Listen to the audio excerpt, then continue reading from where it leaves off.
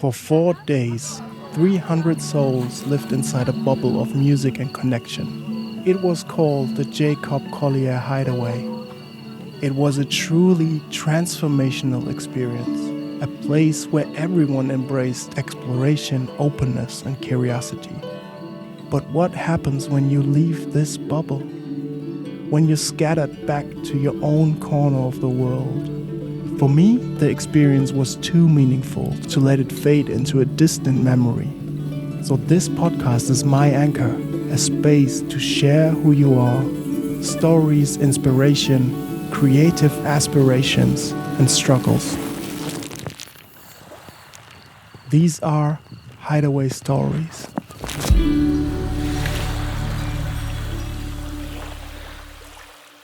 And to begin each episode, I asked every guest to bring a song, a sound, a jingle that is meaningful to them, that inspired them.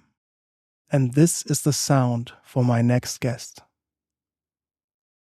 And I rise like the day. I rise unafraid. I rise up, and I do it 1,000 times again. Orlane, Hi. thank you for sharing that. What is the sound? Why did you choose the sound? Oh, I chose the sound mostly because it's a song that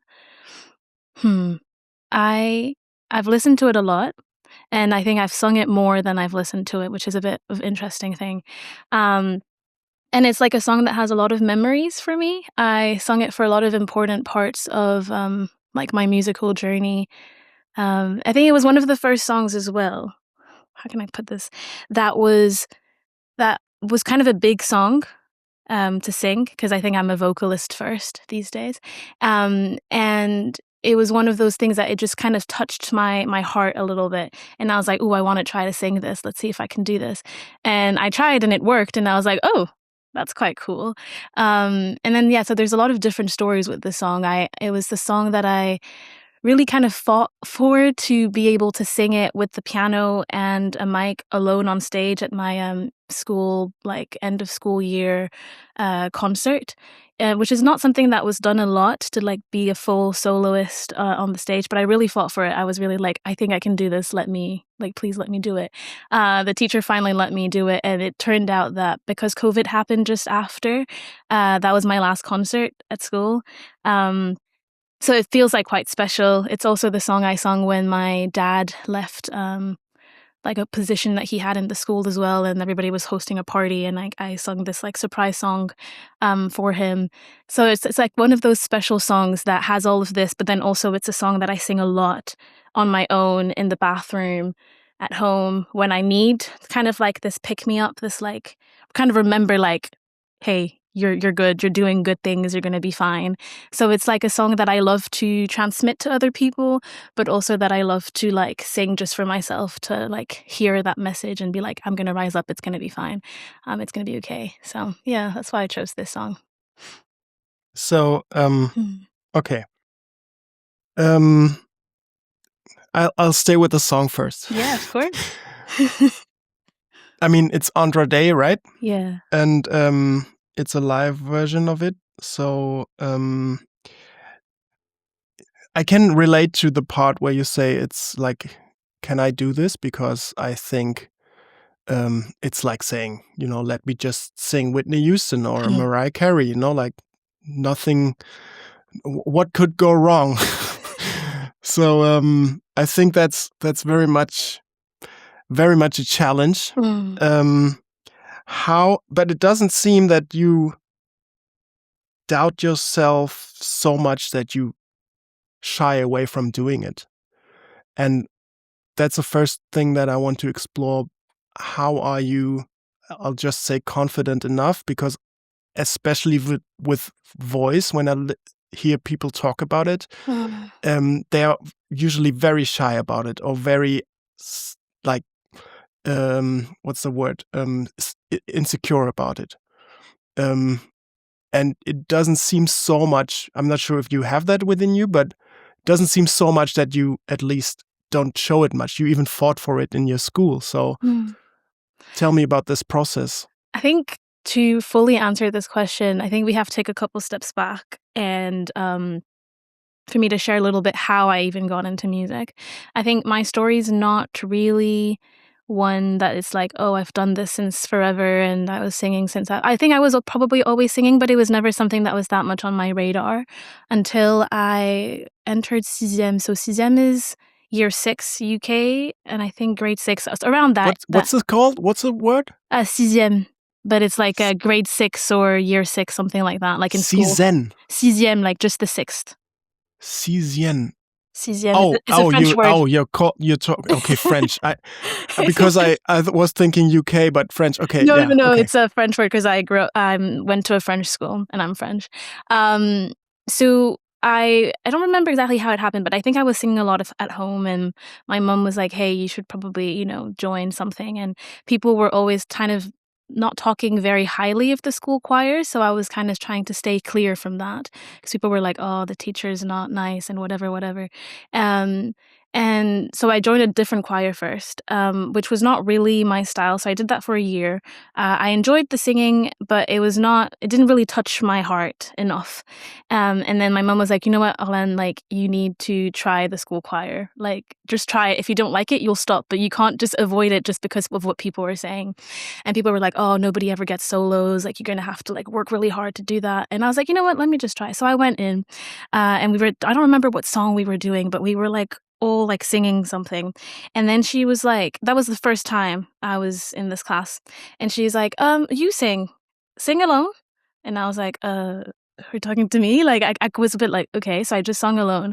I was terrified. And then she's like, right, okay. I think you're going to have the first solo of the concert.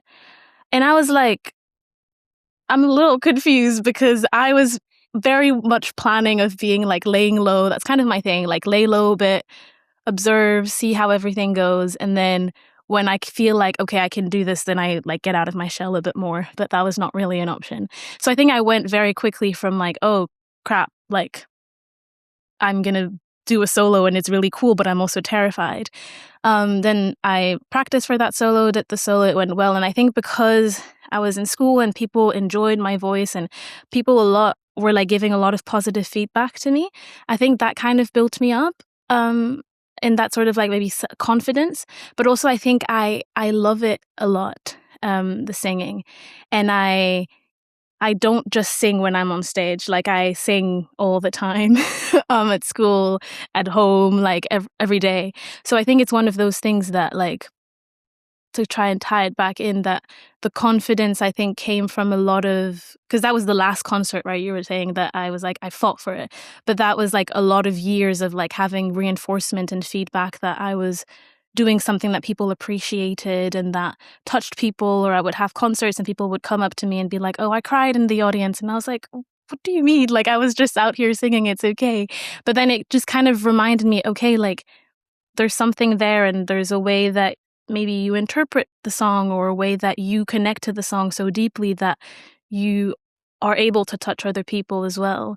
And so I think that's why I love music, but I don't sing everything, in the sense that I only sing things that really connect to me, because it's only when I have that like special connection with the song that I can then transmit that. And I think it's a bit more magical than just like, the notes and that sounds good. And so I think that's why I knew that I fought for it, because I was like, I know how much I love this song. I know that I can do it. And I also wanted the challenge, I think, to try something a little different and be on stage on my own with the piano and be like, have that kind of moment between me and myself, but also the audience, and not do it like the conventional way.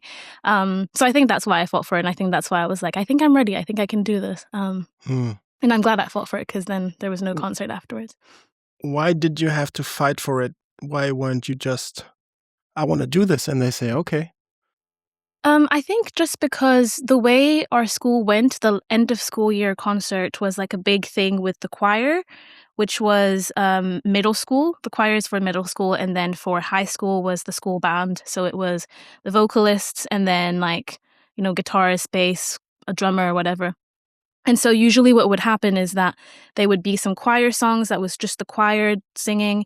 Then there would be some songs with the band and the choir at the same time. And then some songs just the band, different mixtures in the band, like a few vocalists there. And then the next song would be another 3, things like that. So it was kind of not really done before, I think, to just have one song, one person. And also like I was doing the instrument and the singing. So I think that's why she was a bit like, we haven't done this before, like, why do you want to do this? It was not really a, like, I don't think you can do it. It was more so like, I don't know if there's space in our show to add this extra song. So I think I just kind of fought for that space of being like, please just let me do it. But it wasn't like, I don't think you can do it. I love that teacher. How was the reaction of the choir? Sorry, I'm going back to you having your first solo in the choir. How was the reaction of the choir? Were they very competitive and like envious of you, or was it supportive? I can't remember, but I think because I can't remember that well, I don't remember there being any envious feelings or jealousy. I think I just remember looking up to quite a few of the, like, you know, kind of top singers in the choir that often had solos, and I kind of just felt like, oh, like, I'm not at their level yet because A, I've just joined the choir, B, like, I'm younger than they are, and so I was a bit more like trying to be like, okay, I need to try to be at their level, or like try to understand what they're doing. And I think I was just so scared because I was opening the concert. I had never done a solo before. So I was quite scared, I think. But I don't remember people being envious or jealous at all. I think they were more supportive, to be honest. Oh, that's good, because I can imagine completely different scenario as well. Yeah.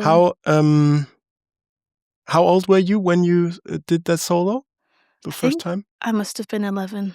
I think 11. 11. Wow, Yeah. that's young. Yeah. Yeah. And you're still young now, right? I'm 23. Yeah. Yeah. Okay. How was the reaction now going to the performance you fought for? How was the reaction from the school and your teacher? I think people liked it, to be honest. I think people enjoyed it. I enjoyed it. I think people... I honestly think that just people enjoyed it. My teacher, I think I remember she was... I can't remember that clear, but I think she was in the... I don't know how you call it in English. You know, the wings of the stage. She was watching me, and then I think when I finished, I think I saw her smile at me, and I was quite proud of myself. I was like, oh, I've done this. Like, I've done this alone, and it was good. Yeah, no, I really enjoyed it. Do you know in the moment that it was good? Sorry? Do you know in the moment of performing that it was good? Yes, I think so.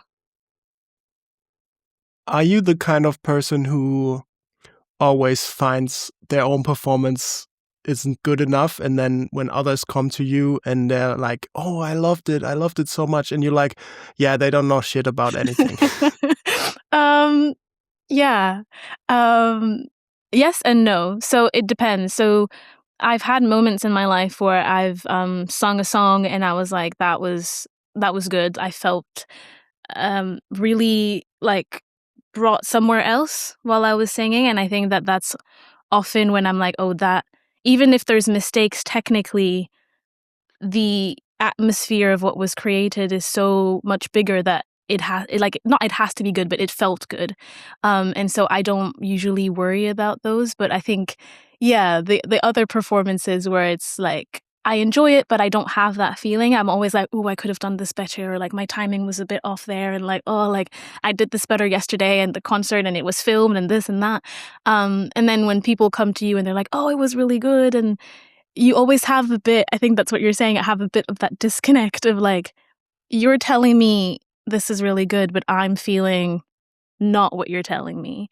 But then I think I kind of also got to a point where I chose not to be the person that was going to be like, no, you're wrong. Like, I did this wrong and I did that wrong. And because I was like, I also, if that was their experience, that's their experience and they're allowed to have that experience. I'm not going to be like, well, no, actually, you didn't hear that I did this and that. And some part of me is also like, thank the Lord you didn't hear that.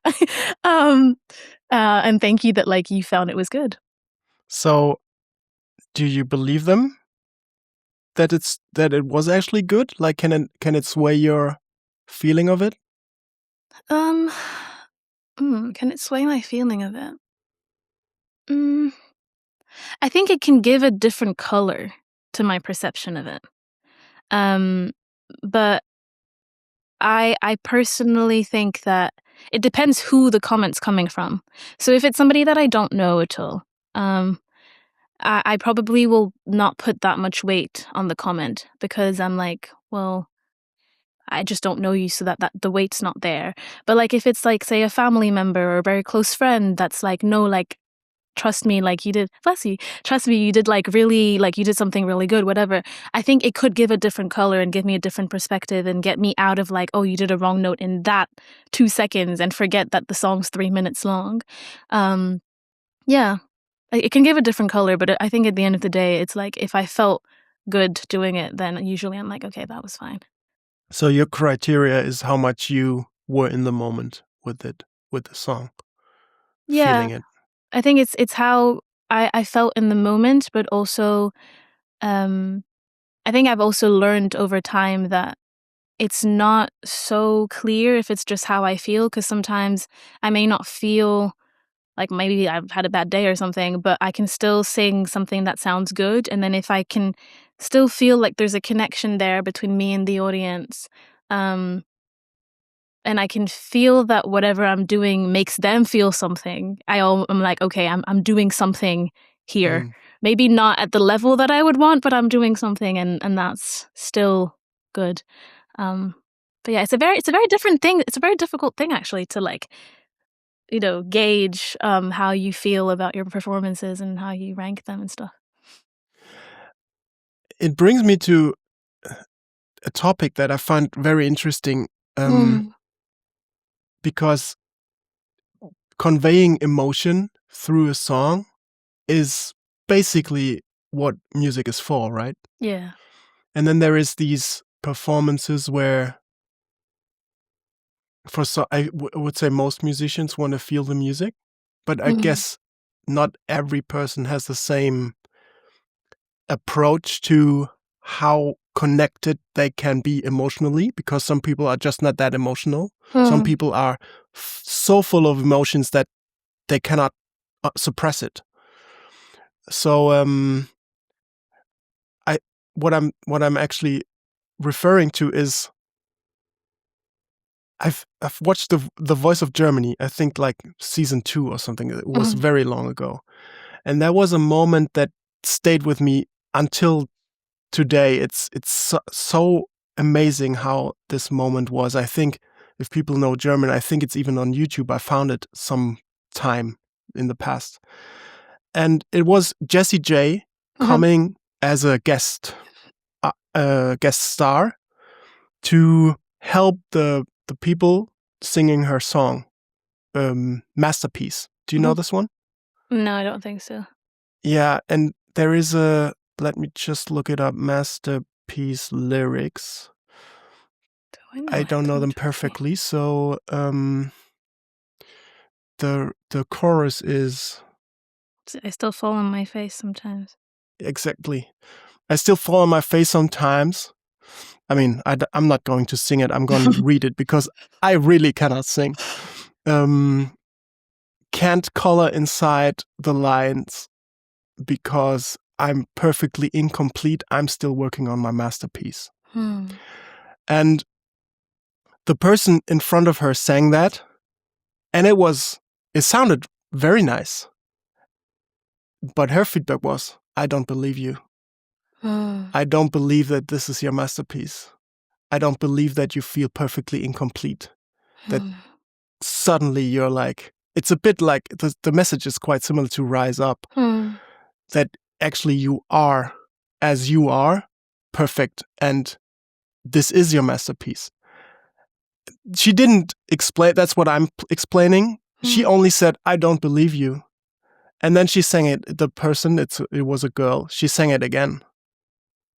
And And she's just repeated like, I still don't believe you. And it was so crazy because the third time she then sang it, the girl, she just started to cry.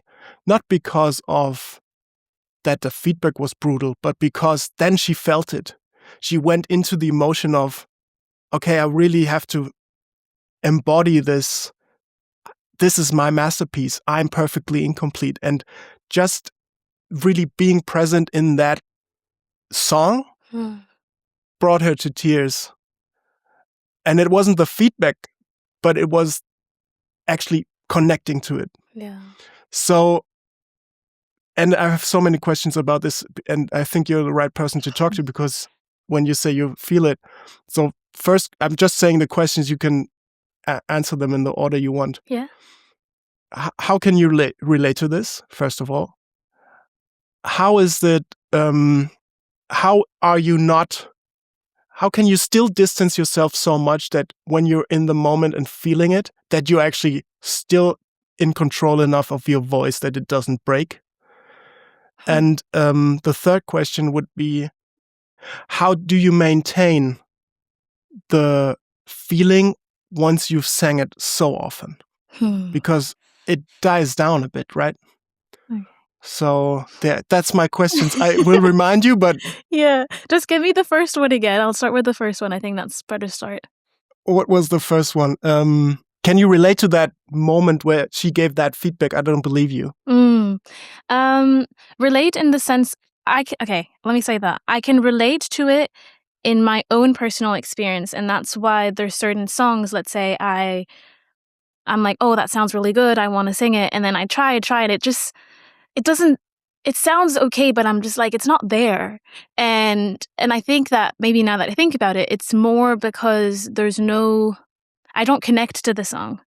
And I think I'm the type of singer that, as I said before, I need to connect to the song. I need to be able to feel what's going on and have it relate to my own story in some type of way for it to sound the best that it can, or for me to be satisfied with it.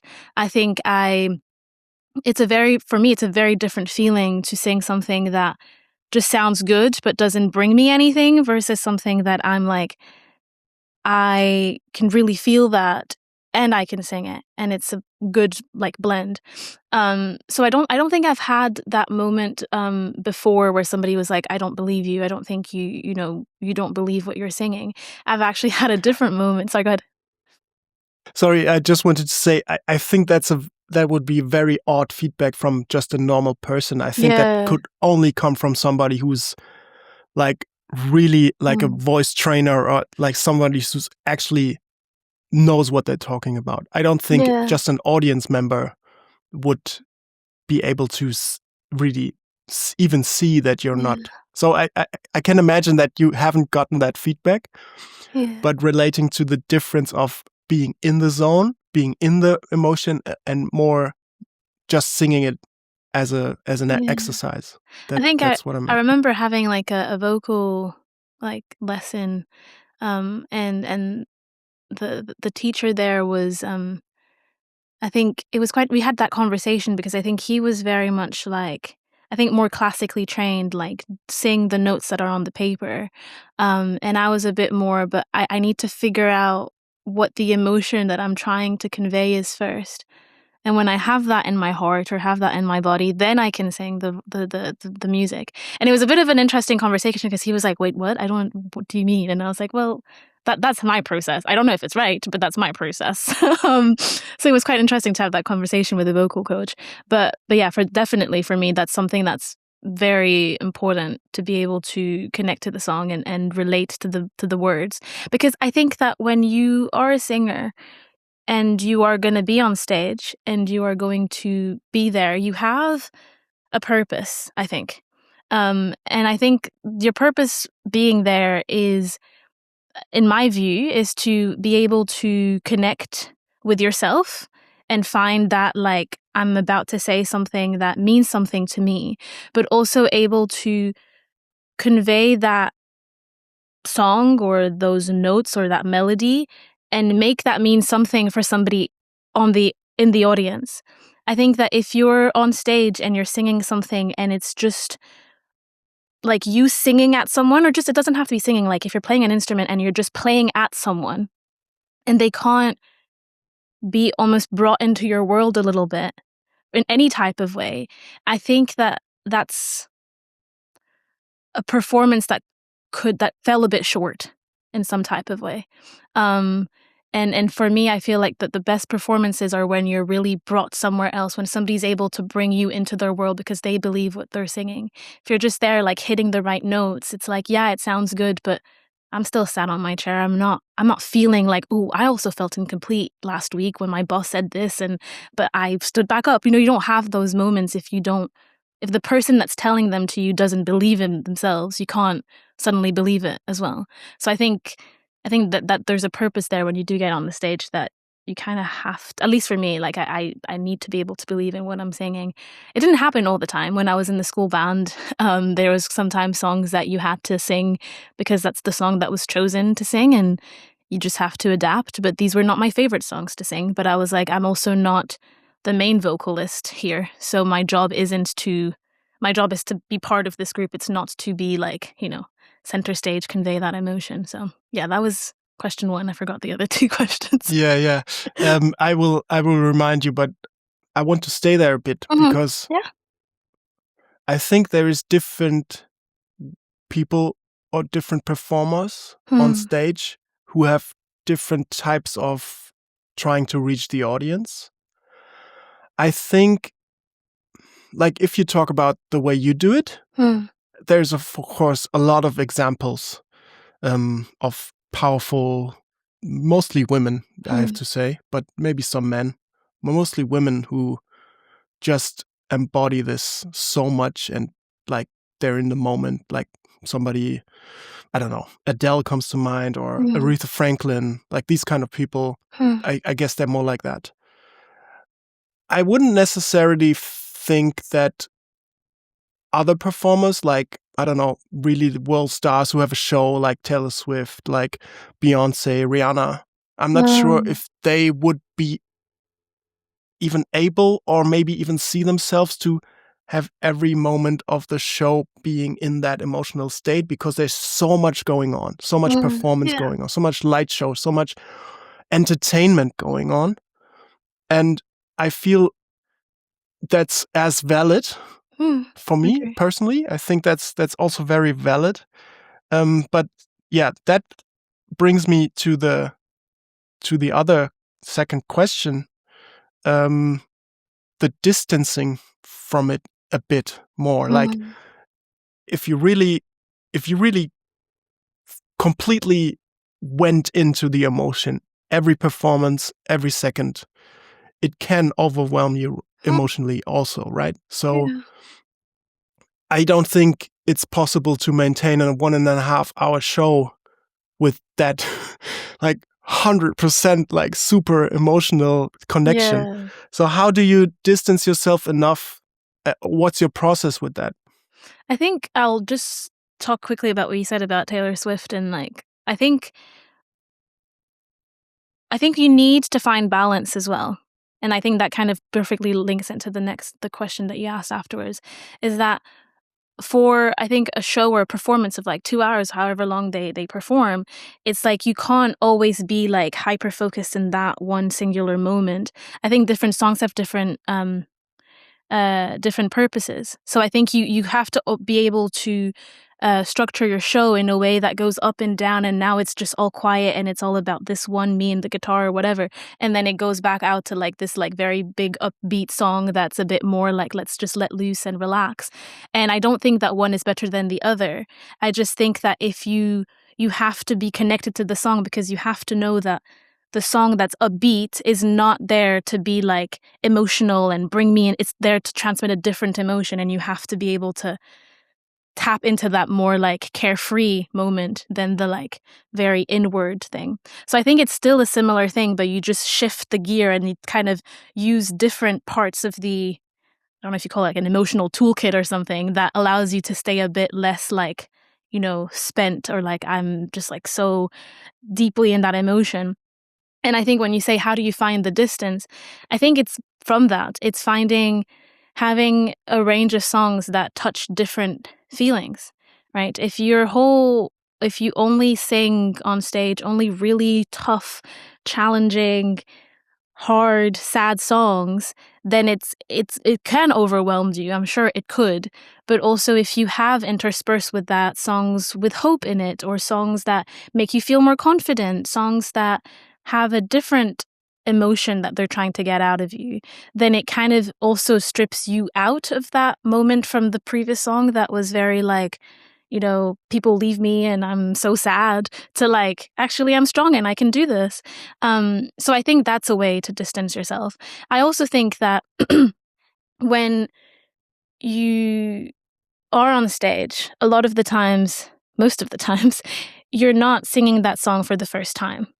And so you've kind of been able to have that sort of moment with the song a bit more in your own personal space to navigate what like raw feelings this song brings up. And I wouldn't say that every song does that. It hasn't happened to me a lot that I've like cried singing a song. But it's more so like usually these moments happen a bit, they have the opportunity to come out when you're not on stage. And so you're able to navigate, oh wow, like I am feeling like incomplete, and there is this sort of pain point here that I didn't notice was there until I really immersed myself in this. But then once you kind of go through that emotional wave, the song starts to take a slightly different meaning. And I also think that's why you're able to sing songs over and over again without getting too tired, and being able to transmit still the emotion, because I think that the lyrics will stay the same, the melody will stay the same, but the intention that you bring to the song may change. And so from one day I may sing Rise Up because I was exhausted and I don't know, maybe somebody said something negative about me and I felt really small, and I was like, I need to bring all the power I have to remind myself that I'll rise up. But other days it might just be like just a casual, small, soft reminder, like, hey, we're still there. And I think that's a different emotional like state, or a different color or flavor that you put in the foundation of the song that makes it mean something slightly different on different days, which keeps the song interesting. Yeah, I have had moments like, for example, I don't know if you know the song I'm Here from The Color Purple. Nope. It's also quite a big song that reminds, like, that's like, the whole message is I'm here, I'm still beautiful, like I have people that love me kind of song. It's a musical theater song. And I've had moments where I've sung this song and the first kind of verses is kind of like building you up to remind you that there's people that around you that you love and that love you, like talking about like your parent, like I don't think it's parents, but I've changed it to parents and brother, but I think it's children and sister, but I don't have children and I don't have a sister, so I changed it to something that made sense to me. And I think I've had moments where I sung this song and I was like, damn, like I really miss my parents and I really miss my brother, and I hope that they know how much and how deeply I love them, and that brought a few tears to my eyes. But then there's other moments where I sing this song and that bit of the song means like is a quiet reminder if there's people there for you. And I'm singing this just to remind myself that I'm here and I'm strong and I can do it, because I also have this village behind me.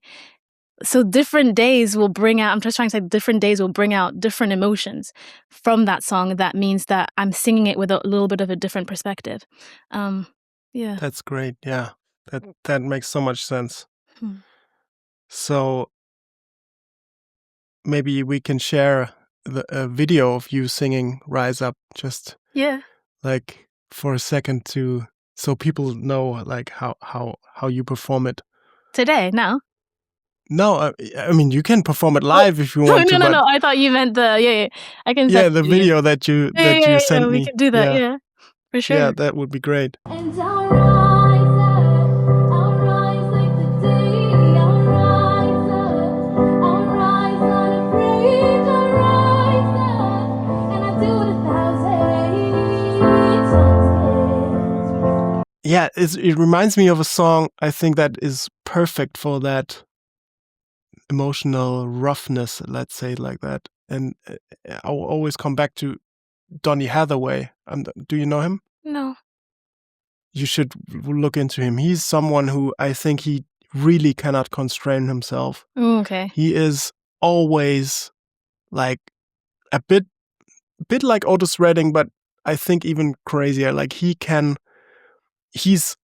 100% emotion. Okay. Of course he can sing great, but I think he did A Song for You. I think he was the first who sang it. Do you know A Song for You? Mm. Okay, yeah. I mean, I'll you're have to look young, in but it. maybe that's I'll have to look into it.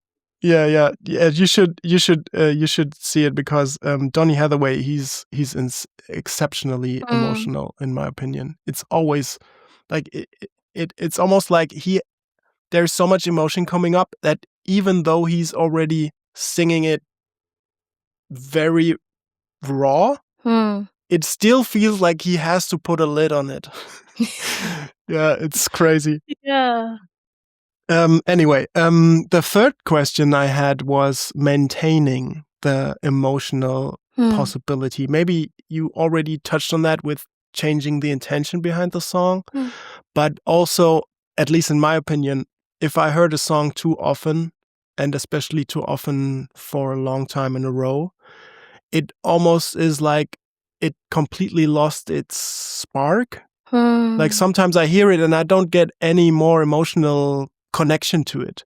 Yeah. And I think that's, of course, especially hard for someone who is in concert and plays a song since 20, 30 years. Yeah. And they maybe lost the touch for their like most celebrated top one single or something like that.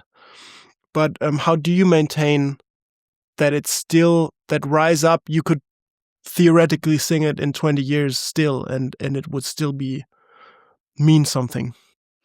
I agree with you that I think when you have songs that you sing over and over again, or you listen over and over and over, they start to lose a bit of their magic. And I'm the type of listener that I will find a song that I love and I will be listening to it like every day, multiple times a day. It gets to 1 minute of the song and I rewind it back because I'm like, I still need to listen to that bit again and again. And then at one point it's just like, oh, I'm a bit tired of you now. Like I'm just a little bit tired. Like I'm done with you. But I think the thing that maintains it is, I think that for me, listening to a song and performing it is different.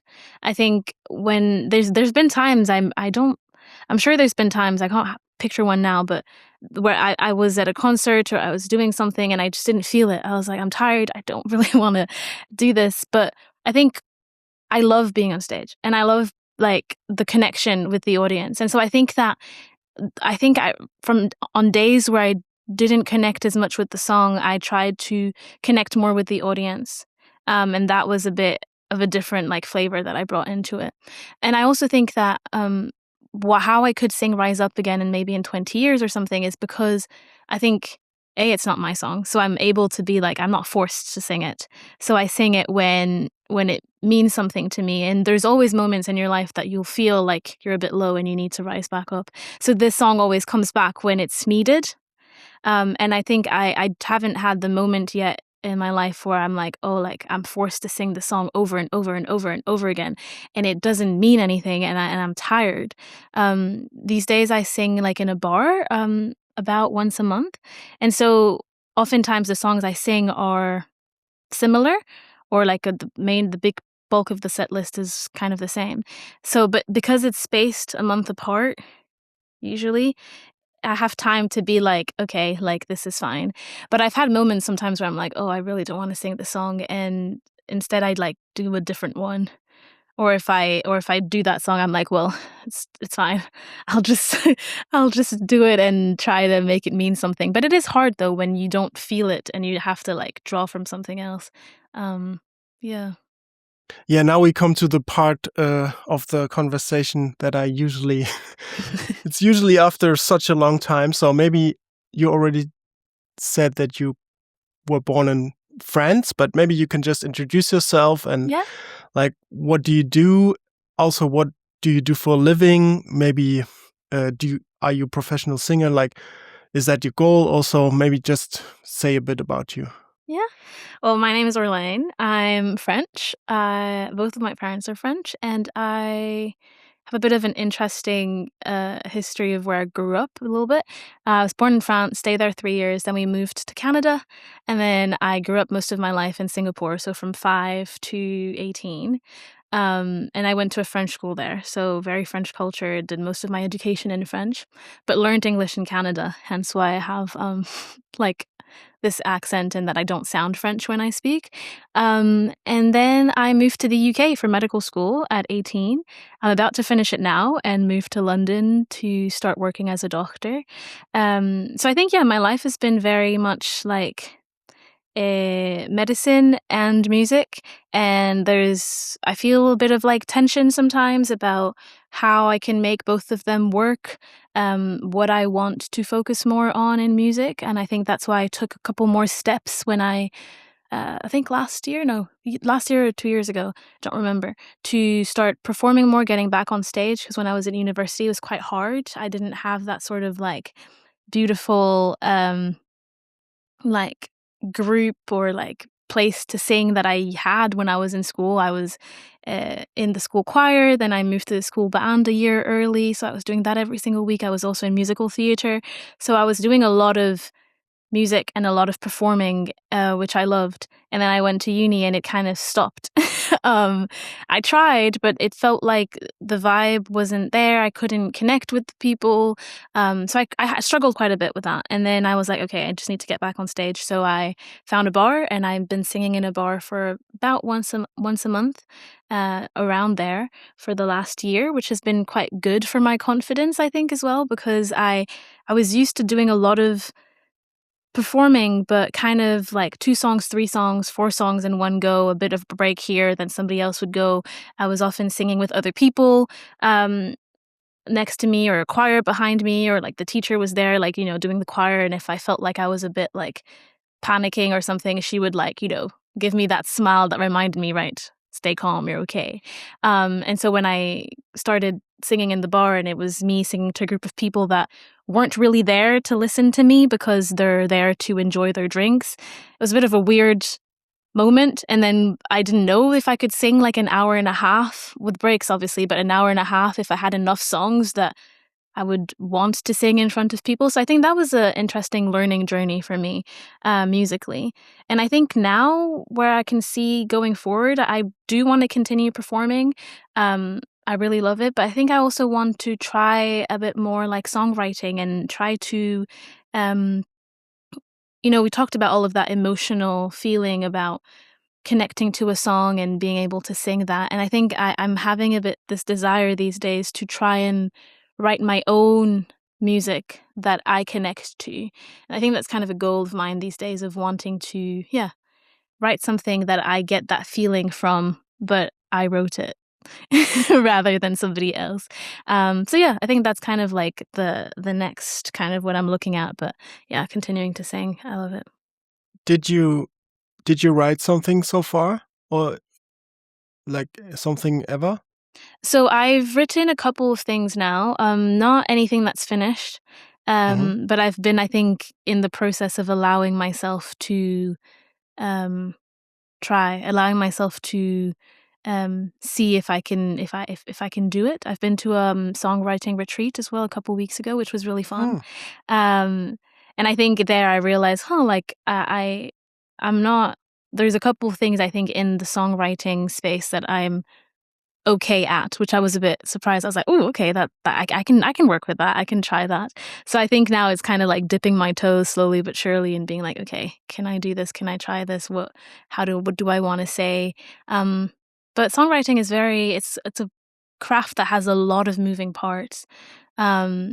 And so when you're at the very beginning, you're a bit like, okay, what am I focusing on? Am I working on my lyrics? Am I working on my, like, what chords I want to put behind? Are we doing production? So it's like there's a lot going on there. But I think I'm excited to try and see if I can do that. Do you write with at the piano? You play piano, right? Yeah. Do you write at the piano or just from the top of your head? These days, usually I write at the piano. So I like get to the piano, do a couple of chords, and then I'm like, okay, like, and then a melody comes out with lyrics. Usually that's how it goes, but it's like a couple of lines, and then I was always a bit stuck after that. So I was like, okay, what does this even mean? What do I want this to mean? So I think now I write still with the piano, and I've also started to maybe write more lyrics first, a little bit more, and try to have a bit more of a direction of like, okay, this is what this song is about. But usually, yeah, I go to the piano, do a couple of chords, and then melodies and lyrics come out, and I'm a bit like, what do I do with you now? But yeah. And you said vocalist first these days. Yeah. So that means you play piano, but something else, or piano? Oh no, so my piano playing is not great in the sense that I did up to I think grade 3 ABRSM, like classical piano, but I think I'm more like can play the chords, but I wouldn't call myself a pianist by any means, to be honest. So that's why I say that I'm more like a vocalist. I kind of more relate to music through voice. But the piano is very useful when I write, because if you go from one chord to the other, then I'm like, oh, that's where I want my melody to go. But when I say I'm vocalist first, like sometimes I have a melody in my head and I just have it, and then I just find the note on the piano, and then I'm like, okay, what chord do I want to go under this? So it's very like, from the melody to then the chords oftentimes. Yeah. Yeah, I can relate to that. I do that both at the same way. Like I'm all over the place with that. Do you produce? No. I'm learning slowly, but I'm not. Okay. I haven't produced anything properly, no. So, when you perform at the bar, yeah, how do you like? Do you do piano singing? Do you have an instrumental like playback thing? How do you do it? So I'd usually use backing tracks now. I think just for ease, and also because the piano. A lot of the songs that I sing, I don't play them at the piano. So the first gig that I did, I brought the piano with me, and I was doing some backing tracks on piano. But I think it was a bit of a faff, to be honest, to bring the piano all the way to the bar, set everything up, and I don't think it added that much to that atmosphere. So I decided to do like mostly backing tracks now, and I think that's probably better. It must be so cool nowadays with these stem splitters. I mean, yeah, finding instrumentals is basically just a click away, right? So yeah, no, literally, that's so it's quite cool. cool. No, it's really nice, and it's just one of those where like, the bar singing was definitely interesting. It tested, I think, my confidence in ways that I hadn't necessarily anticipated before when I first started, just because it's just completely different. I was used to singing to a group of people that were there to hear people sing, not just me, but like the choir, the thing, they were there for a purpose. But when you sing in a bar, the main purpose of people being there is to enjoy their time with whoever they're there with, and you're kind of like the background music, and so that was a bit interesting to and then you're getting like one clapping person after your song, and you're like, okay, yeah, that's underwhelming, I guess. Yeah, it was like I genuinely think that the first time I did the bar gig, it was fine. My friends came, and but I think I came home and I just cried. I was like, that was so weird. It was so different to anything that I've done before, and I think it was kind of like putting up a front of like, this is okay, I know what I'm doing, but then coming home and being like, what just happened? Like, I'm so confused. Like, what? Like, this was so different to anything I've done before, and kind of being like, did I like it? Do I want to go back? How was it? But and also it's just very different. You go in there and you don't know who you're gonna find. You don't know who the crowd's gonna be. So I've had days where I sung there and it was really good. There was a lot of people and everybody was like listening, like they weren't really chatting anymore. And it really did feel more like a concert, And I'm like, ooh, I got people's attentions today. But there was other times where the room is equally full and, they're not really listening, or there's rowdy people in the corner, or it's also a very weird feeling. I don't know if I can relate to that, but singing on a stage, I was used to like monitors and not hearing really the audience as much from the places that I did sing at when I performed. And so to be in a bar and I was trying to hear the backing track that was behind me singing, but at the same time, I could hear the conversation from people just next to me, was like my brain felt like it had to be separated in like 3 parts, being like, focus on the singing, listen, stay on tempo, and also what's going on here? What did this person do? So it was very interesting, but it's fun in its own way. I can relate to it from a DJ side. Mm. I mean, obviously, I'm not a very famous DJ who only gets the headline times, like the best time of the club, peak hours. Mm-hmm. So I also had very different situations of playing an empty club in the first like 2 hours when not one is on the dance floor, of course, because they're just getting their drinks and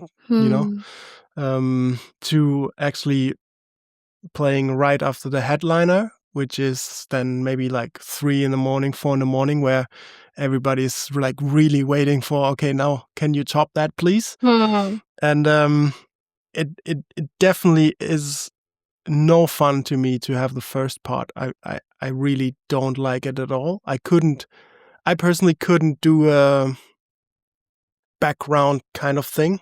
It would just not be my thing. It would, I don't know, I would probably rather just play a playlist, personally, than actually DJ then. On the other hand, I think I always find it very disrespectful, but maybe that's because I'm so much into music. Like there were moments where in private occasions, I don't know, like weddings or something like that.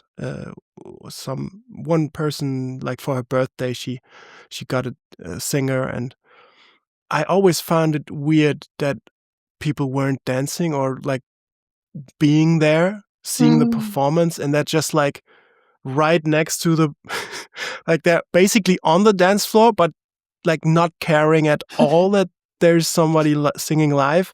Yeah. To me, this is also very weird. I don't understand it at all. Yeah. So I can relate to the pain, I think, that you have to feel that you're there and you're doing something probably actually kind of great and nobody cares. I think for me, I think after that first gig where I was very much like, whoa, I think that was more the shock of like, I wasn't expecting that, especially the way that bar is set up. Like you are singing on a stage. Like there's some bars you just literally sitting in a corner and like you do feel like the background music. But that one that I'd sing at has a bit of a stage. So I think my brain thought, okay, this is going to be me just singing in front of people. And I didn't realize that it wasn't going to be that way or as streamlined as I was used to. But I think for me, what helped me was realizing, okay, like I'm singing in a place that I'm there for a reason, and the reason is just different to where I sung in the past, or and I was thinking to my own self and being like, okay, when I go to a bar or somewhere with a couple of my friends and there's a singer there, I appreciate the music, but I'm probably, if I haven't seen this friends in like 3 weeks, 4 weeks, I'm there to connect with them and to, catch up about what happened in their lives. I'm not really there to listen as much to the singer, even though I appreciate the music. And so I think I realized, oh, it's just that. It's not necessarily a problem with me. It's just that the environment doesn't call for me to be the center of the attention, and that's okay. So I think that made me realize, oh, it's not a me thing necessarily. It's just the environment. And also I quite like it when I'm singing on the stage and people just arrive and then I sing something and people are like, "Ooh, what's going on here?" Or like, they stay a bit longer, or sometimes I can see people like coming in and they just like listened for a bit. And then you can see that they're like, "Oh, should I stay? Should I not?" But then they just go back downstairs to do whatever they're supposed to do. And I'm always like, "Oh, well, they hesitated. Maybe there was something else they had to do, but they almost stayed, and that was good for me." So it's quite funny, and I think it's sometimes it gives you a different level of maybe confidence or feedback when you can get the attention of some people in a room that attention is not expected, and you feel a bit like, oh, you've done something to touch them in some kind of way, and that's always quite nice. How do you feel about street performing? Street performing in the way if I would do it? Yeah. I mean, that's the alternative, right? You can go to a bar where the setting is quite clear. Yeah. Or you can go street perform and have a little hat on in front of you, like the typical thing. Like, for me, the street performing is not something that I've ever considered, to be honest. I think I've thought about it here and there, but it's never something that I was like, oh, I want to do that. I think more so, I think now that I've sung in bars, I'm like, that would be even harder to sing outside. Singing outside and trying to like be mic'd up anyways is already like a process in itself. But I think for now, it's not something that I would want to do, more because of why? More because I think I would feel quite, I think probably like just a bit stressed about like, oh, I'm outside, I'm with a bunch of people that I don't know. I'm trying to catch their attention, but also like they're headed somewhere. I don't know. I don't think it would be. I don't think that for me it would be the place where I could feel comfortable enough to be able to share the emotion, if that makes sense. And I'm sure that if that was something that I was like, okay, let me do that, I would have to have a couple of things in place. Like I probably would have to have someone there with me that's just there to make sure that I'm safe. Like if not, I'd just be like a woman on the street singing and I'd just be panicked. Like what if somebody comes up to me and what if things like somebody makes a comment, this, that, and the other. So I think I would need kind of something around me to allow me to still feel like safe to share that emotion, or just even safe to like stay static on the street and sing to people. So yeah, but I always when I hear people singing on the street, especially when it's good, I'm like, damn, that's a good. I'm always like, even though sometimes I don't stay, I'm like, I hope you know that I've enjoyed, and that you've brightened up my day in some kind of way, even though I maybe have only stayed 20 seconds. And I think that's what sometimes street performers do. Like they may not always know it, but they do bring joy to people, and that's quite a good thing. Like if I gave you a choice and you were like you could make money making music, doing music, performing, or go your money, like earnings come from becoming a doctor, which would you choose? To be honest, I don't know these days. I think I like the ability to know that I've have like a career that is quite safe and stable, that I also enjoy. But also I like the idea. I'm saying the choice wouldn't be trying to make money from music, but actually you know that you're going to have an income making music versus having an income being a doctor. Oh, okay. I think if I knew, I probably would enjoy making money from music. But then I also have this little like suspicion, let's say, that I don't know how it would be to navigate now having like the art and my passion and all of that be the source of the money, if that makes sense. I feel like that may bring. I would definitely, okay, let's put it this way. I would definitely want to try and be like, this is cool, but I don't know how I would feel being like, oh, now this is the source of what's sustaining me, and what if today I'm not feeling it? What if today I'm don't want to do this, or you know what I mean? Like, I think having now the pressure of like the thing that is your art now becoming the thing that also gives you the money. I don't know how that link goes. So that it's maybe loses its special connection to music. I don't think it and would to- lose necessarily the special connection. I think it would maybe just add pressure to it, you know, or expectation Okay. onto it of like, now Yeah. this is the thing that makes the money. So maybe you're not as free to do what you want it to do. But I don't know if that's something that I would necessarily experience. But I think that's the one thing that I can see as like, if that was your direction, that could maybe happen, but I don't know if it would. But I think it would be quite fun if I could make money from music and be like, this is what I'm doing. Yeah. Why did you choose I'm saying law school, med school and doctor? Because I like it. Genuinely, I do. I enjoy being I enjoy the emotion aspect of medicine a lot. Say more about it. In the sense of like, obviously the science and learning about the body, all of that is cool, all of that is nice. But also I how can I put this into words? Like, being a doctor and being in hospitals and being with people is a deeply human thing. And it's a deeply like, you can't speak to everybody the same way. You can't, you're convincing people to go on certain treatments. You're there in their worst days of their life. You're there on the best days of their life.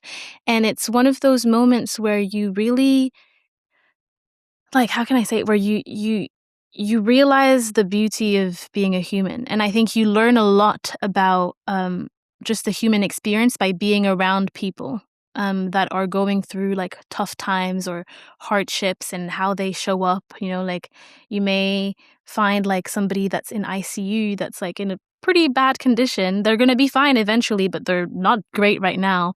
And they're still there, like, with a beautiful smile on their face. And they're like, everything's fine. We're going to be okay. And you're just like, damn, like, if you can do this, I should be able to also bring that to my own life, because I'm not the one in the ICU bed, and you're still bringing this positivity and this beautiful attitude.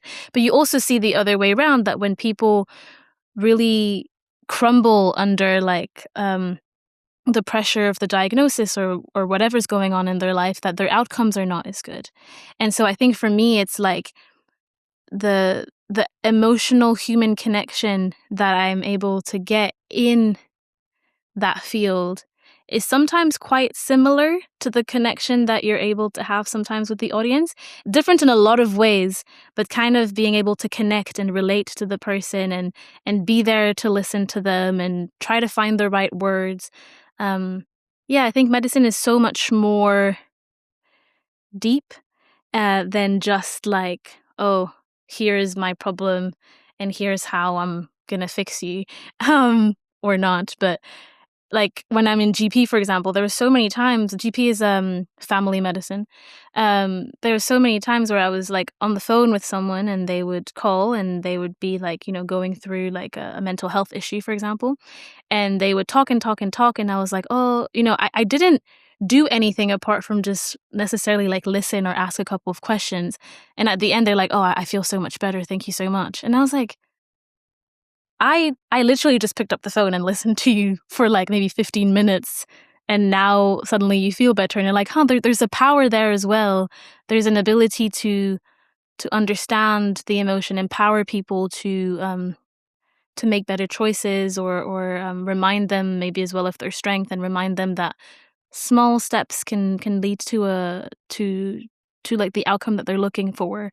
So I think sometimes I look at medicine and music and I'm like, they're not that dissimilar in a lot of ways. I find it interesting that you're talking about the connecting part, because when I talk to doctors, and I talk to a lot of them because my wife is also a doctor,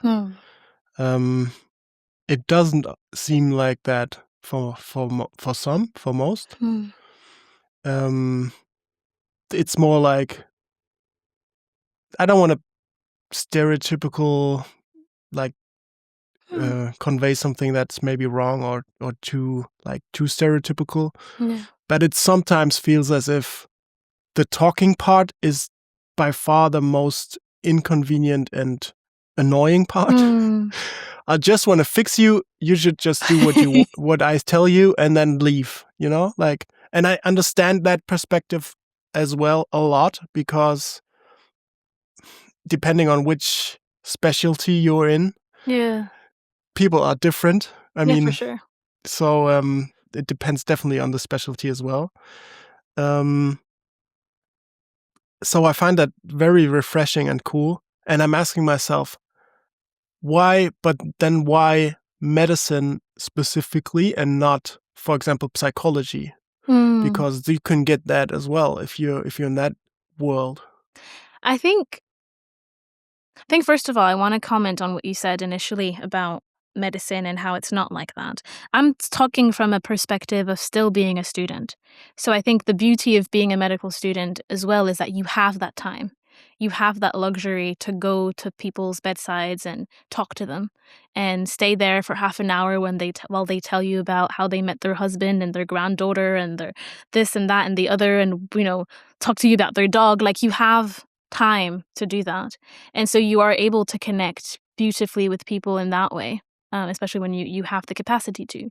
But I also see, like, the realities of medicine sometimes is that you don't have that time. You have a lot of patients to take care of, and you can't spend half an hour with each one to have a beautiful holistic view and ask them everything about everything and make them really feel heard and seen. Like, you can't do that. Like, in GP in the UK, they have like 10 minutes per appointment, I think, something like that. So it's like quick, fast paced, like in, out. That's even long. Yeah, it's like quick, in, out, in, out, in, out. So you don't have the time, even for me, when I speak to the patients that were struggling with their mental health, for example.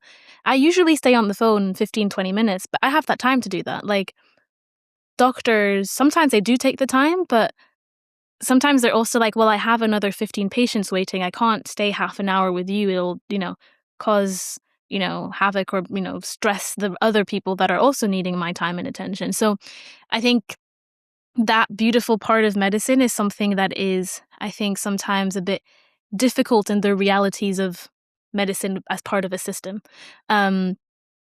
Doesn't mean that it's not there. It just means that it's a bit harder to do, I think, and to feel. And then why did I choose that over psychology? I think just because I like how medicine is like, you can see the person as a whole thing, as the whole body. And psychology feels like you're focusing on just one not just, but like on one aspect mostly, whereas in medicine you learn about all of it, and you also touch about the mental health and the psychiatry more than the psychology, but you also touch on that. So I think you're able to see it a bit more from a bird's eye view, and I think I quite like that. I also like the fact that you can prescribe medications, work in the hospital, do all of those things. So I think that's why I actually never thought necessarily of becoming a psychologist. I think I was very much like, medicine, that's what I want to do. Mm-hmm. Yeah. I love how you draw the connection between music and the medicine part, being a doctor. And I find it interesting that on the one hand, I want to explore this. On the one hand, you say you need to feel the song, that you need to be in the emotion of it. And you didn't yet fully mention or say anything about connecting to the audience. It only shined. Is that the past? Shone through? I think so. I don't know. Anyways, I think it's it only shined. Just say shined through when you were in the bar and you say, like, there's this disconnect of what you were hopefully doing and what comes through, and people sometimes, like this one person, she doesn't go down, like So I can see that a connection of you connecting to the audience. Mm. And then with medicine, you almost only mentioned connecting to the person and like being there and making an emotional connection. So how do you feel like translating that now to music? How do you feel connecting to the audience in the music? I think for me, connecting to the audience is important. And I think it's something that I think I agree. I didn't mention it that much, but I think maybe because it's like almost like a given. Maybe that's why I didn't say it, because I think it's so clear to you. Yeah, I think it's that. I think for me, it's like, I think I mentioned earlier that for me, when you are on stage and you're singing something, I always see it as I'm singing it to myself. Well, not always, but oftentimes I see it as I'm singing this to myself, but I'm also singing this to somebody else. And it's important for me to be able to have that connection with whoever I'm singing this to, and to feel like I was able to transmit. It's like a communication, right? I think in medicine, you communicate with your words and by being there and like giving space when they need to speak and giving them the advice that you think they need to hear. All of that is like that communication bit. And in my medical school, they teach us so much about how to communicate well and how to inspire change in people, and just how to communicate well, basically. And then I think singing is also a part of communication. It's also it's a version of communicating that is just different to, for example, both of us having a conversation.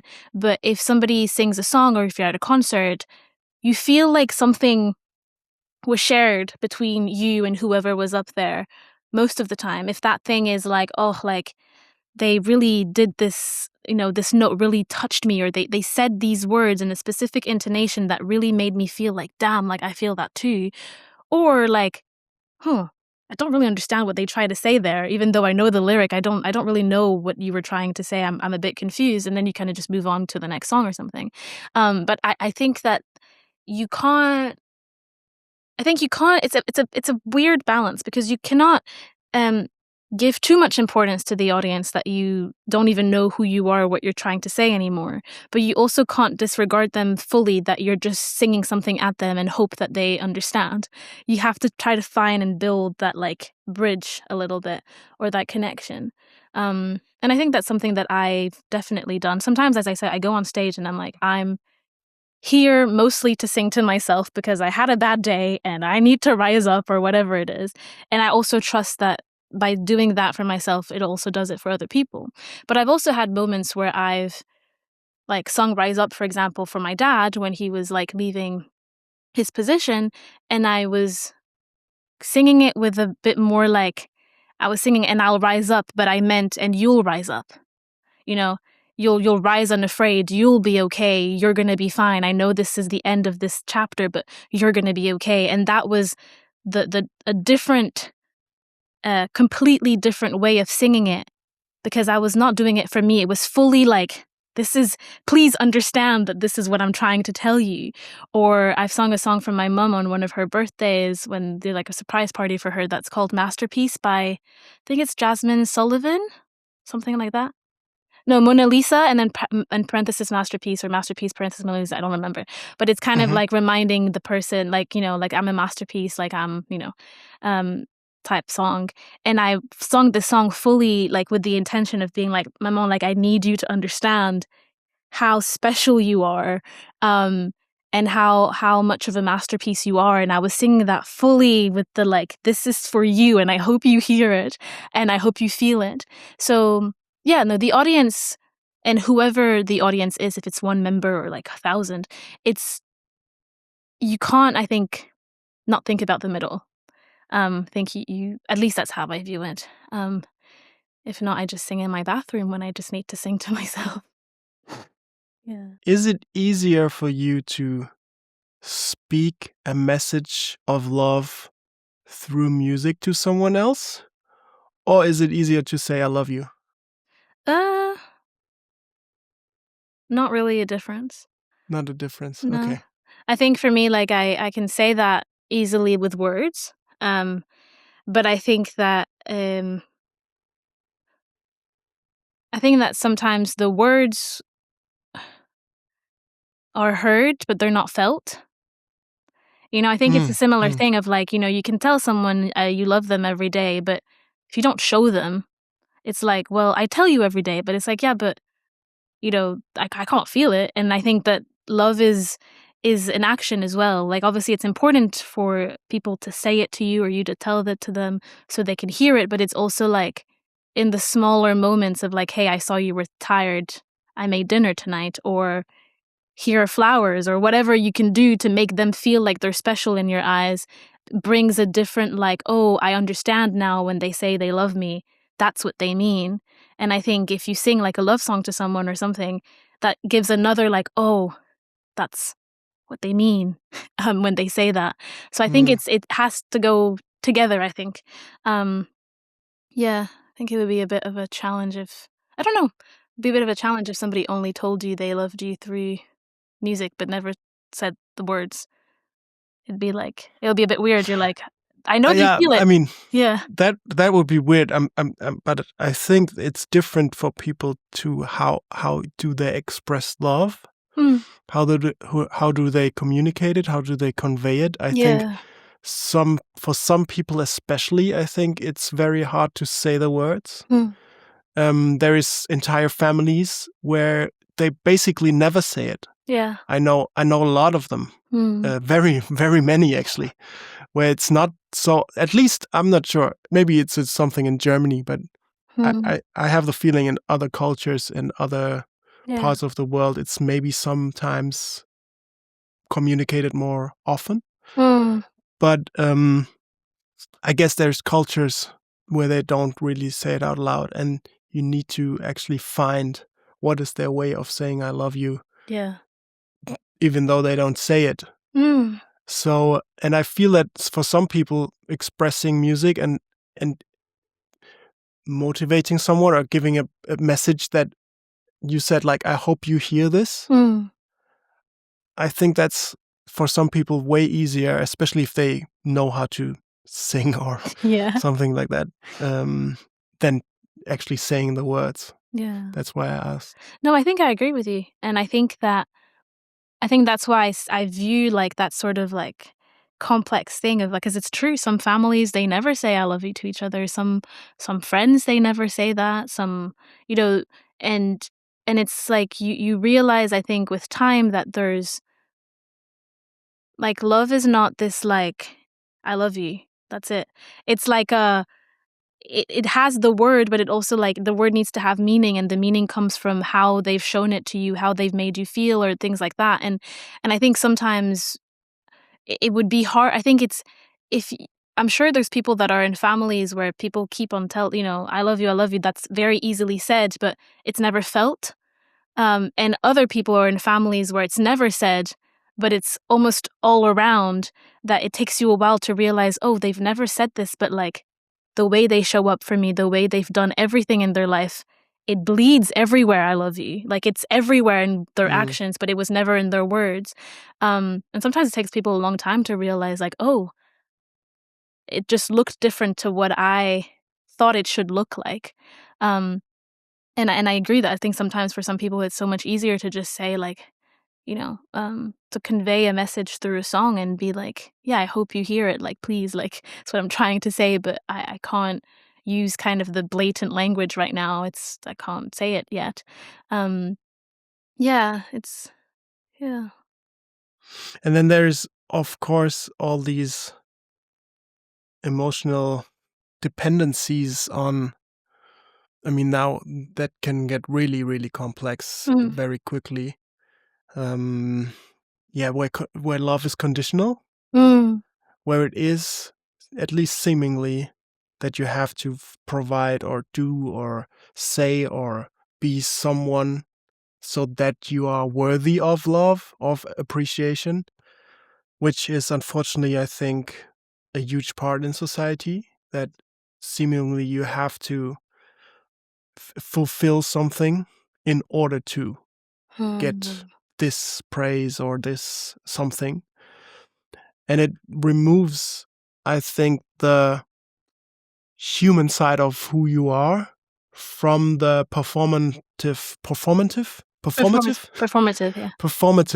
side of who you should be. And it's, I think, very problematic, and I feel you can see it in the world currently, that people who are sometimes extremely conditioned to be someone who they think they should be, to get anything they are basically craving for, which they never got in youth or whatever, that these people are sometimes more ambitious. They're much more ambitious to like make something of themselves. Yeah.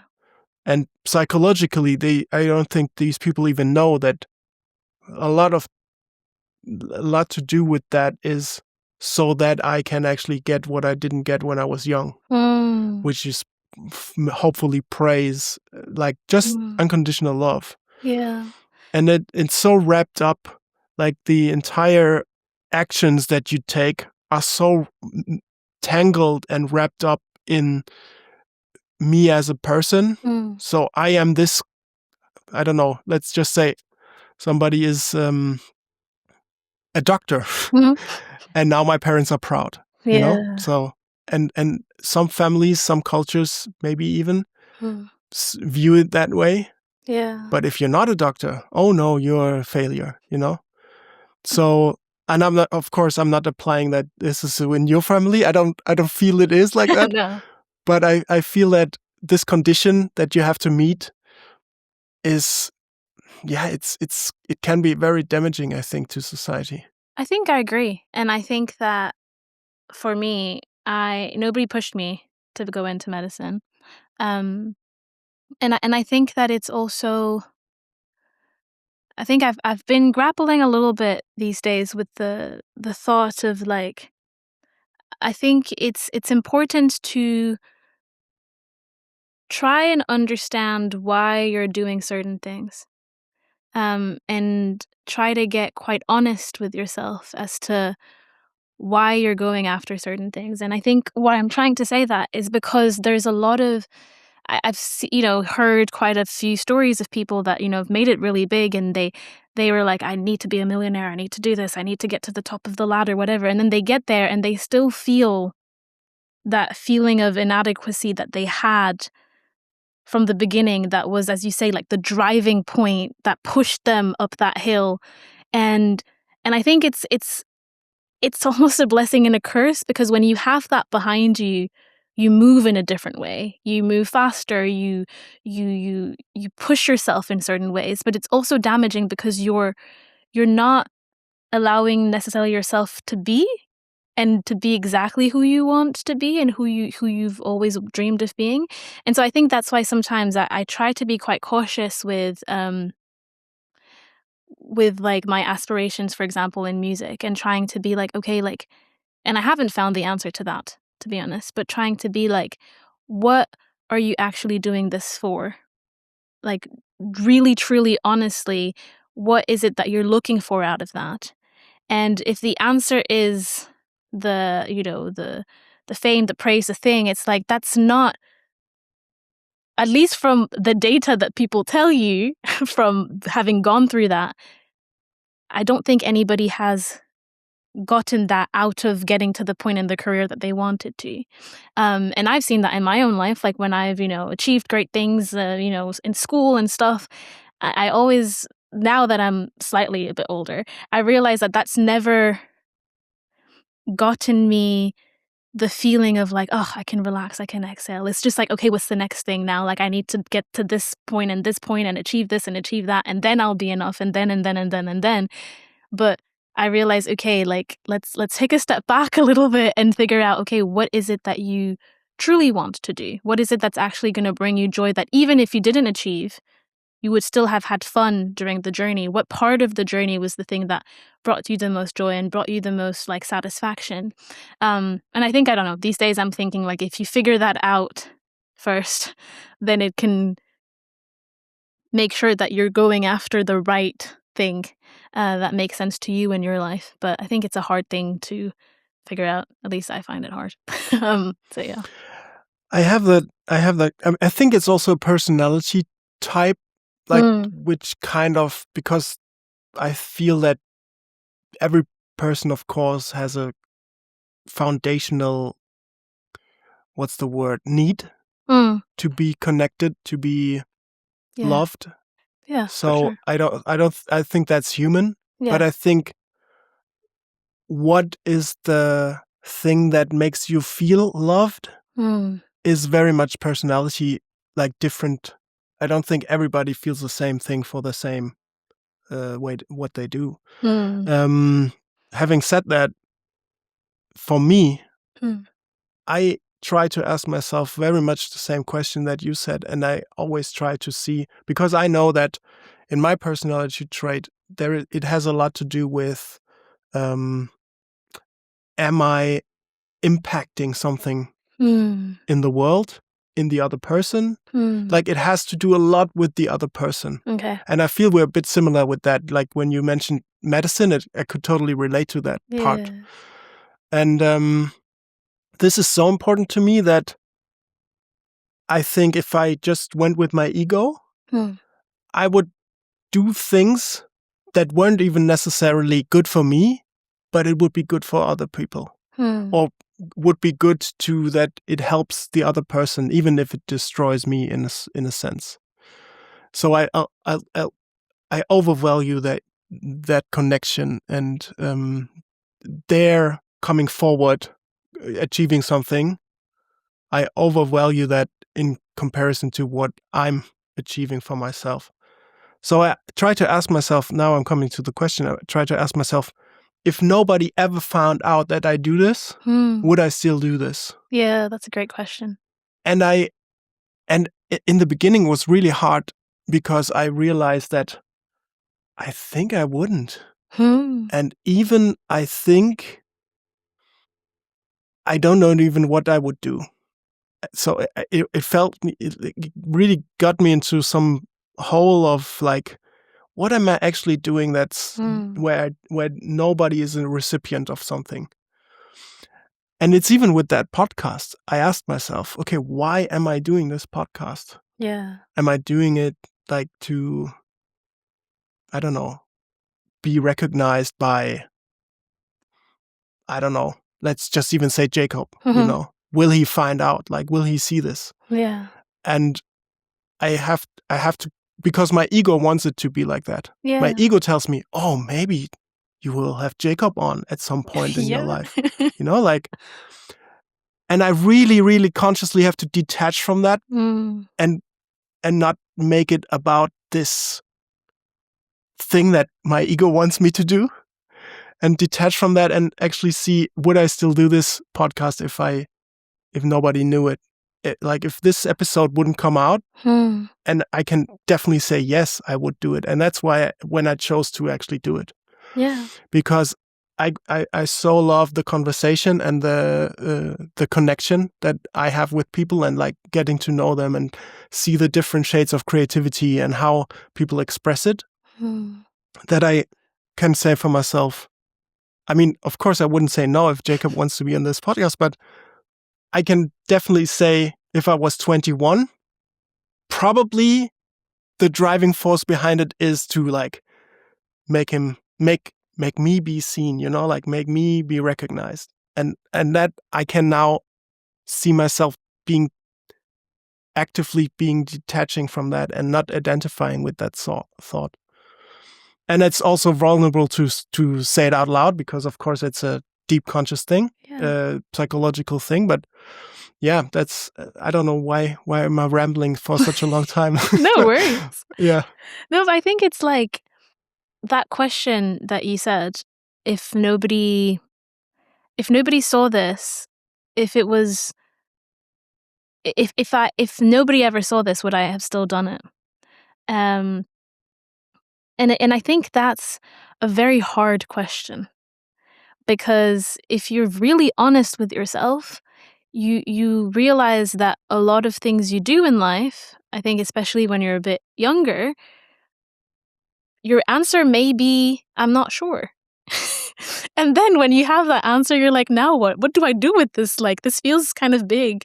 How do I reconcile the fact that, like, oh, maybe I wouldn't have done that if nobody knew that I was going to do it? So I think, as you said, it's true that it's a very vulnerable thing to share.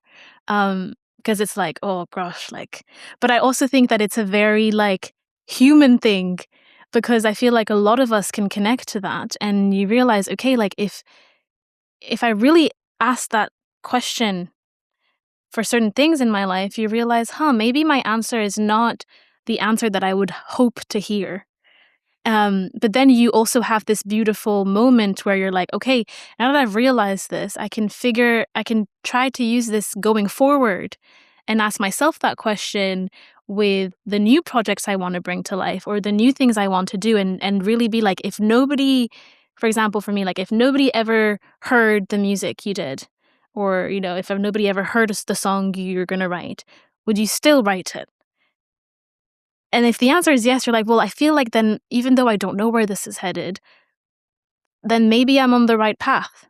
I still don't know where it's going to go, but I'm still on the right path because I'm doing something because I want to, not because I think that doing that will get me to somewhere that I think I want to go. You know, like, oh, I think I want Jacob to see me. So how can I get Jacob to see me? Oh, maybe I should start this. So let's do that to get to there, rather than let's do that because I truly love it. And if this happens, great. It'll be a beautiful opportunity, but that's not necessarily the driving force. It's there in the background, but it's not the main thing. But it's hard to separate that. It's hard to, yeah.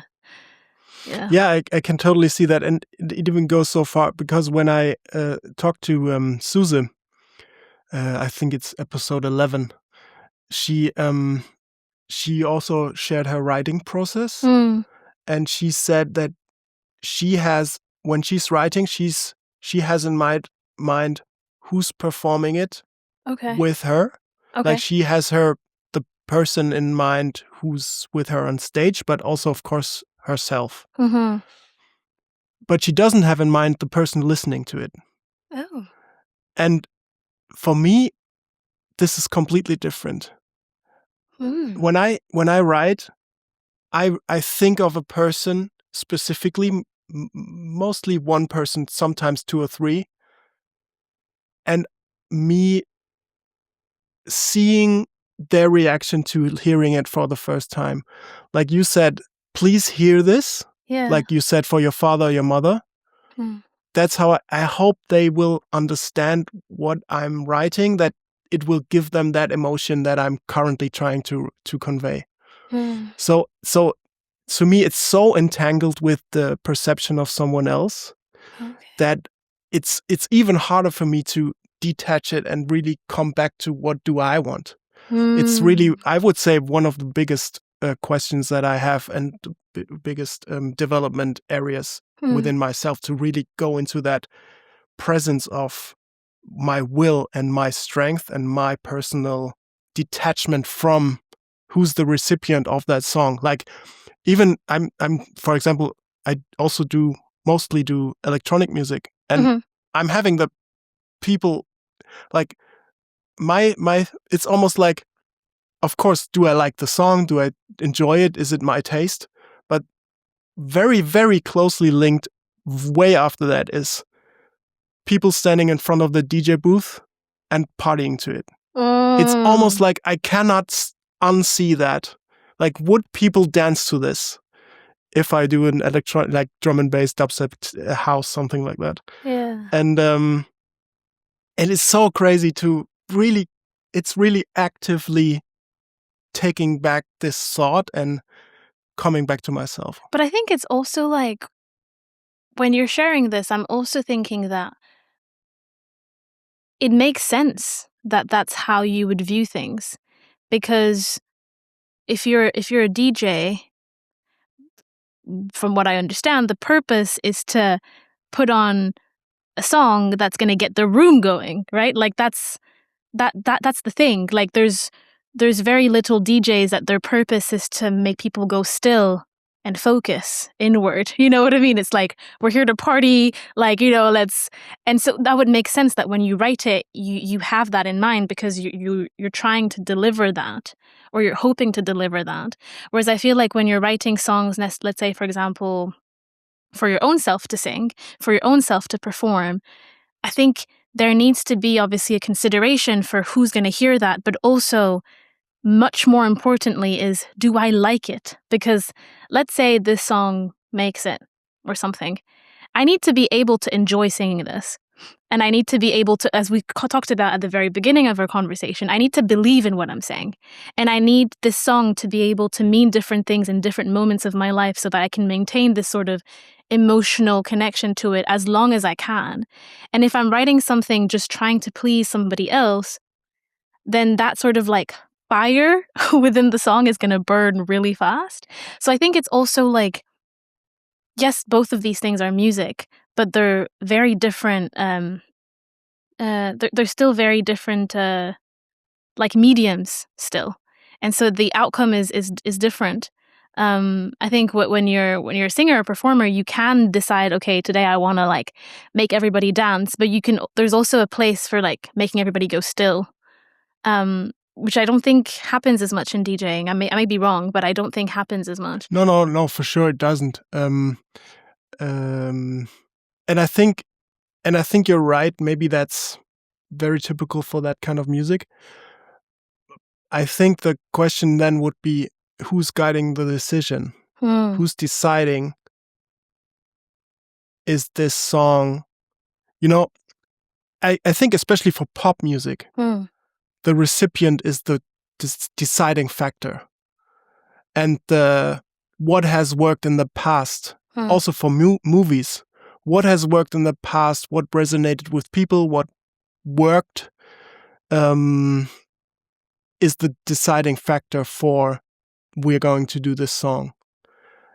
And I think that to be very aware of that and not fall into the trap of, oh, but Rise Up worked, so let's just do Rise Up Part 2 with other lyrics. I think that's a very important distinction as well. Yeah. And I think that also goes to the point of when you make music your career, and you make that your source of income, then it has to make money. And making money in music sense, you have to please certain audiences, and you have to take the listener into consideration, because if you make something and nobody listens to it, you're not making money, and now you can't make the music anyways because you don't have the resources to. Or you're so stressed that you don't have the time or the space to like be creative. So I think it's that like cycle as well that is like, I'm sure that there's a lot of pop stars or things that write a lot of music and publish their albums and then have a lot of songs that they never put out, but that they just wrote for themselves. They're like, nobody's ever going to want to listen to this, but I like it, so I shall write it. I think you're right, and then I also think it's also a bit, again, personality, because now that I'm thinking of it, I remember that I asked Jacob in the Hideaway about, like, what was in something about how do you make music, like staying authentic at the same time as trying to be commercial. Like, how do you balance that? And for him, and I think maybe that's where I also see that it's quite real for him. He didn't ever, I think, really think about the audience or like doing something so that it pleases someone else. His entire career is, I love this. I have so many ideas. I have so many ways of doing things. And luckily, I'm blessed enough that it does commercially well, you know? I think the source of his decisions isn't the recipient, you know? So I guess, I'm not sure. I think it's a very balanced act. And I think even maybe for some people who were starting out like that, when others interfered too much with their creative vision or their decisions and tried to force the outer world into their creative work, that maybe that even that there was a problem with that for them, you know, that then their career maybe took off, but also maybe had a problem suddenly. Like especially people who like it. How often is that the band has a first album that is so everybody loves it, and then the next albums they don't like it anymore. And I think it has a lot to do with trying to replicate something that now there is expectation to deliver again. I think it's maybe the expectation, but also I think people can feel when something is authentic and when something is real. And I think that sometimes what makes the first album like really good is because they wrote that not knowing that it was going to do well. They wrote it because that's what they wanted to write. Obviously, I'm sure they were like, oh, hopefully this one's the one, like, you know, but they still wrote it with like, maybe nobody's going to listen to this. And so if I'm going to put all of this effort into this, might as well do something that I like. And then when they realize, oh, people are listening to this and they're liking it, and now they want a second thing, oh, what am I going to write that's going to top this? And now suddenly you get into your own head and you kind of forget the process that I'm trying, I think, to maybe say this whole time, is that performance or music or whatever, it's like, first, I think a connection between you, at least for me. I know that people has different processes, but I think it's first like a connection between you and you. And then once that's sorted, once that's clear, now you can open that up as a third discussion with the audience. But I don't think that I could ever write something or even ever perform something if my first thought was, I need to please them. You know, I need to do that before I can even think about what I want to do. Like even when I sung for, let's say, my dad or my mom, it was a deep desire of like, I want them to feel that. I want to share that with them. And so it was first a decision with like, what can I do that'll make them feel hopefully loved, appreciated, seen in that moment. And it was first like a me between me being like, we're going to do this. And then I bring, okay, if I want this to be for my dad, what song am I picking? What am I going to say? But it was never like, I need to do this, so now what am I doing afterwards? It was, you know what I mean? It always comes, I think the best things come from an inside first. It's also, I think it makes you stronger, and it allows you to be able to justify your decisions. It allows you to be able to stand on your 2 feet and be like, well, if people didn't enjoy this, that's fine because I still enjoy it. And if you can really stand on top of that and fully believe that, then that also allows you, I think, to be more sustainable in your career, because you're still doing things because you like them, rather than doing things because somebody told you that you should, or thinking that, oh, I would want it to go to this chord, or I would want to say this in this way, but maybe people are not going to understand that, so let's do it this other way instead. But your heart is still hoping that you would have said it that way because that's how it made sense to you. And you don't know, because if you had said it that way, maybe people that you didn't expect would have connected with your music. So yeah, I don't know. I think personally that it has to come, I think, first from your own self before you can think too much about the other people around. I think it comes back to who's deciding, right? Because, for example, if you get feedback for a song or for something, I think it must be also very clear who's now deciding. Is the person that gave you the feedback more or less deciding now what the song is going to be? Yeah. Or will you maintain your autonomy in the sense that I hear your feedback, but I'm still gonna not change anything. Yeah. Yeah. And I think feedback is important. But I also think that preemptive feedback is probably not that What do you mean great. preemptive? Like, as in, like, feedback that comes too early is Okay. probably Yeah. not too good, because I think I sometimes view songs as, like, you know, things that are trying to be birthed or come into life. And I sometimes view a lot of my songs these days as, like, they don't really know who they are yet, and I don't really know who they are either. But I need to go through that process between me and the song to be like, who are you? What are you trying to say? Like, who is it that you want to be? You know? And I think that if I bring feedback too early, or I'm like, oh, friend, listen to this, or mom or dad or whatever, you know, brother, listen to this, what do you think?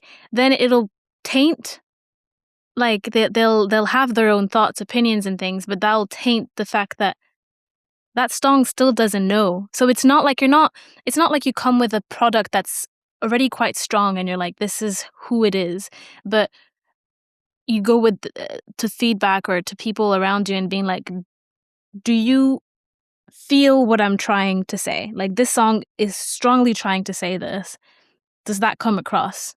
And if yes, how? If no, why? Like, what do you feel is falling flat?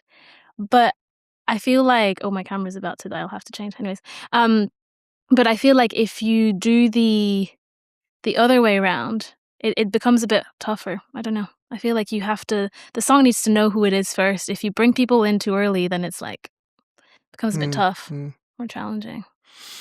I understand what you're saying. Are you good with the camera? I think my camera just, she said that it was yeah, too long. so we had to switch cameras. Yeah, I think it also depends on who you're asking, right? I think if somebody is really into music production, I think they rather ask questions than give feedback. And help the process, you know, help this. What is it going to be? What should it be? What are you actually trying to do with this? I actually think most people are not good at giving feedback. Yeah. That I can say with quite a lot of confidence, because I've gotten a lot of feedback, and I think most people are not good at it. Yeah. Thank you, Orlane. Is there something that we didn't touch upon that you want to talk about, mention, say? I don't think so. I feel we touched on quite a lot of points. Had a good conversation. Yeah, and the philosophical part at the end. I like that. Okay, thank you so much. I'm sad to hear that you're not coming to Hideaway this year, but yeah. I mean, maybe next year. Yeah. It looks really fun though in Italy. It looks beautiful. Hope you guys have a beautiful time. Yeah, I'm looking forward to it. Have a good day, Orlane. Thank you so much. No worries. And I hope we see each other soon, someday. Exactly. Thank you for facilitating this. It was good. Yeah. Okay, bye. Bye.